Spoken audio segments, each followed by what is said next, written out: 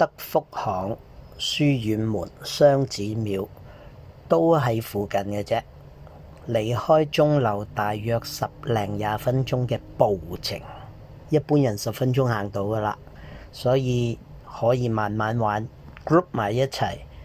咁德福巷係一條活化咗嘅巷仔，好多 cafe， 咁網紅打卡。咁書院門就係以前賣文房四寶嘅地方，真係有個書院嘅。咁天台 cafe 就喺書院門條街度，好多間嘅。自己撞上去又得，喺網上揾又得。雙子廟就簡單一間廟仔嘅啫。咁臨尾再嚟多個鐘樓日落，呢個就終於有日落啦。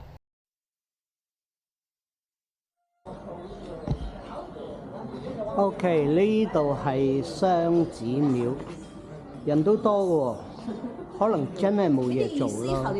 因為呢度出去就係德福巷，文青地方，一個叫做活化咗嘅一條巷仔，跟住再去就係書院門嘅牌坊街，牌坊之後就係書院門，所以好近，由鐘樓行過嚟20分鐘，搭地鐵20分鐘。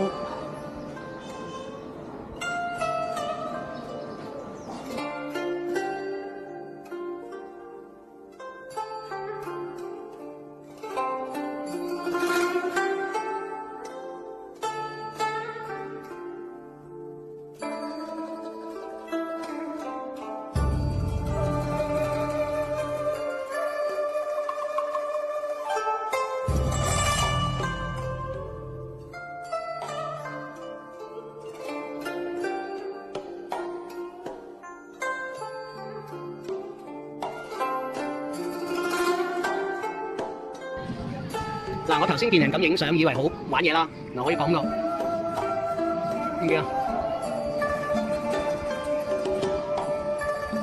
哦，佢哋影相影到咁樣玩嘢啦。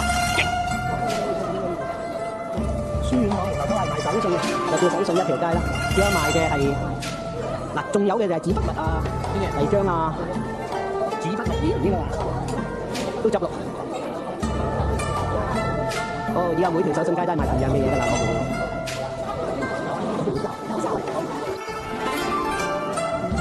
我仲以為全部坐晒瓦頂添，原來係坐天台嘅。你睇，1、2、3，你唔係去咩？